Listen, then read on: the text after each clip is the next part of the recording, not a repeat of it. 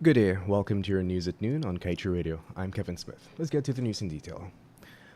With two oil ships, namely the Liza Destiny and the Liza Unity, in operation and producing approximately 300,000 barrels a day, Guyana's growth rate is forecast to jump from the initially projected 47.5% to 57.8%. This was recently noted by Senior Minister with responsibility for finance, Dr. Ashni Singh, who has also stated that Guyana's pace of development and production makes it one of the fastest growing economies in the world. Many institutions such as the International Monetary Fund, the World Bank, the Inter-American Development Bank, and even the Caribbean Development Bank have agreed with this perspective. However, former Finance Minister Winston Jordan has categorically stated that for him, the mantra that Guyana is supposedly the fastest growing economy is nothing but a mirage, adding that the real truth can be found in an examination of the dismal performance of the non-oil economy. Jordan expressed, this year the economy is supposed to grow 57.8% and the non-oil is projected to grow about 7%, but that will have its own challenges because rice and sugar performed dismally at half year. In other news, the Environmental Protection Agency has ruled that a 35-well exploration drilling campaign that ExxonMobil has applied for will not by itself significantly affect the environment. However, the former head of the EPA, Dr. Vincent Adams, believes that this decision could spell danger for Guyana. Dr. Adams pointed out that a cumulative impact assessment for the project has been ordered by the EPA, but this study is usually included in an environmental impact assessment, which points out the dangers that can be caused as a result of a specific project, as well as point to mitigative measures. Importantly, the former director for the regulatory body explained that the EPA's decision to merely order a cumulative impact assessment is not enough for such a rigorous campaign to be pursued. In fact, this new campaign may entail the highest number of wells to be drilled to date by the developer in one project. And moving on, Vice President Bharat Jagdeo recently addressed a private sector organized function in which he posited that a bigger share of the oil money can drive up inflation rates in the country, but two economists are arguing that this statement is grossly misleading to the Guyanese public. The economists Elson Lowe and Raymond Gaskin both believe that wise management of the resources garnered from the oil and gas sector can be beneficial to the country. Gaskin, for instance, shared 5 areas in which he believes the natural resource funds should be used that will not drive up inflation. Inflation is a measure of the rate of rising prices of goods and services in an economy. This can occur when prices rise due to the increases in production costs such as raw materials. Topping his list as a priority, Gaskin noted that more money from the oil and gas resources can be used to service the country's present external debt.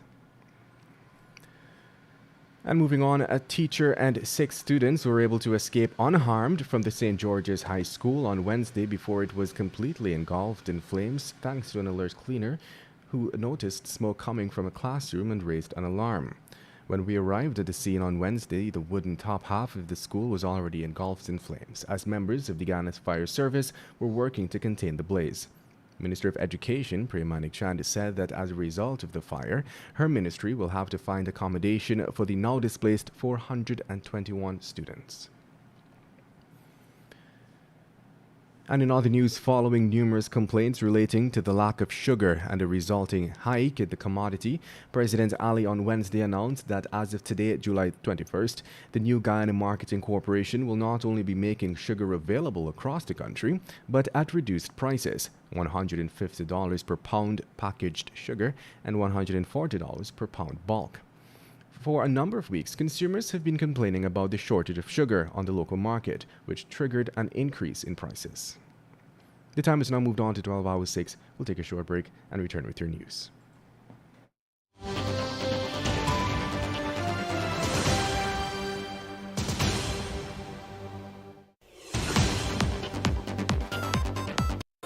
Did you sound? Heard you got a couple $1 million for me. Summer's gonna be crazy.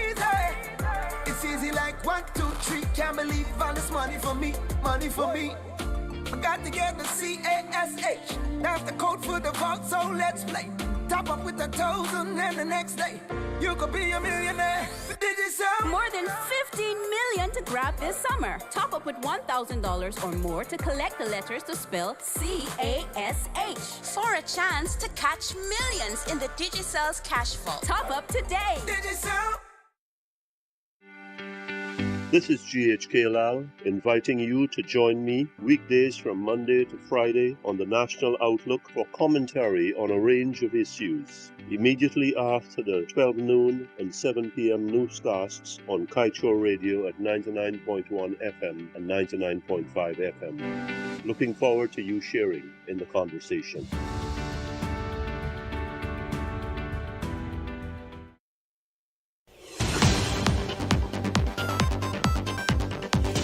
Welcome back. Let us continue with your news. Apart from the awards and other celebratory activities at Wednesday's Commission Parade held at Base Camp Ghana on Thomas Lands, Georgetown, for graduating officers of the Standard Officer Course 53 and Reserve Officer Course 17, perhaps the most memorable aspect for the Joint Services members was when President Irfan Ali promised to reward them with better salaries and housing. However, for them to reap these rewards and more, President Ali pointed out that they must conduct themselves properly as members of the Joint Services.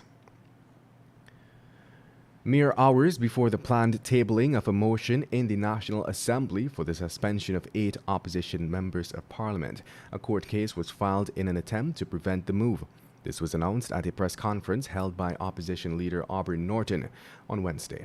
According to the document, the High Court has also been asked to issue an order to all the 8 opposition parliamentarians to perform their duties as members of the National Assembly until they have been afforded the right to be heard.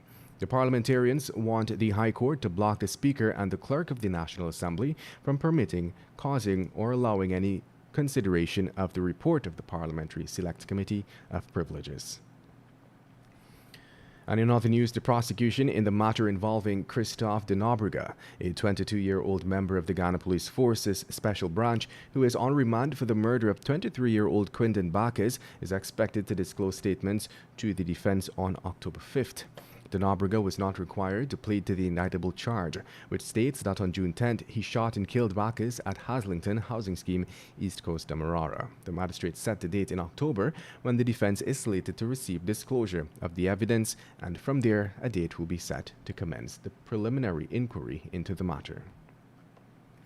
And to wrap things up, a 68-year-old man from Region 2 is the country's latest COVID-19 fatality. Guyana's COVID-19 death toll has moved to 1,268. 140 new infections were recorded, taking the total number of confirmed cases in the country to 69,172. With the time now moving on to 12 hours 10, we wrap things up with page 7 of today's Kaieteur News. Change must come. It is good that the President himself has heard the cries of the people and has put measures in place to make sugar available and at reduced prices. It is, however, saddening that a big-ticket issue as the renegotiation of the Exxon contract could not have commanded such interest and urgency from the head of state. Our leaders are eager to help citizens save a few hundred Ghana dollars, but seem unconcerned that the country is hemorrhaging millions in American dollars. If only our leaders had the will to do right by this nation, our piece of land, our piece of world would have been further along the path of development. But thankfully, we don't have to depend on them through divine intervention. Change must come. And that brings us to the end of today's News at Noon. I'm Kevin Smith. Thank you for listening.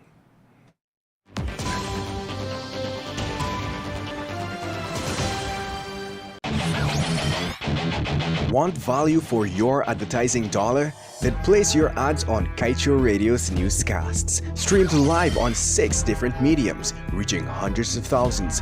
Advertise today and watch your dollar grow.